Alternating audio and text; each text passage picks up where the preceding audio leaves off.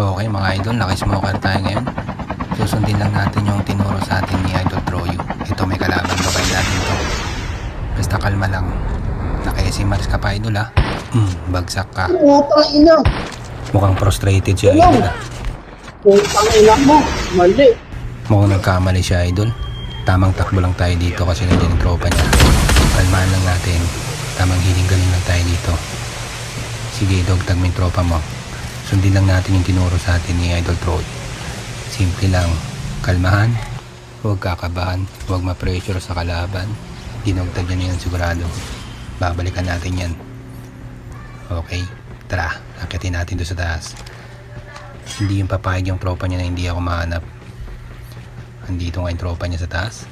Uy, naririnig ko, naka-sniper. Nasaan na yun, nandito sa baba.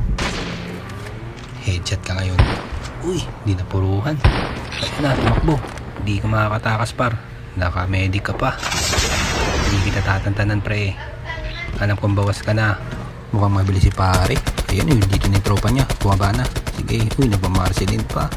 Ayun, natamaan pa ng last bullet si Cat Lover. Ito na yung tropa niya, taranta na.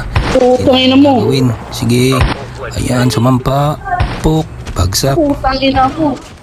Wala ka na, ayoko na. Ayun, umayaw na si Idol. Ayaw niya na daw. Kalma lang natin. Punta natin tropa niya.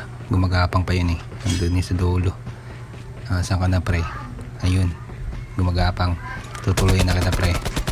Mukhang tatlo lang ata to sila. Hindi sila squad.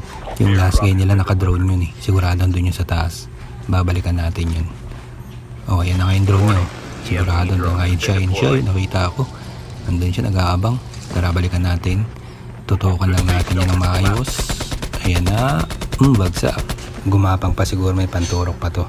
GG sa inyo mga idol.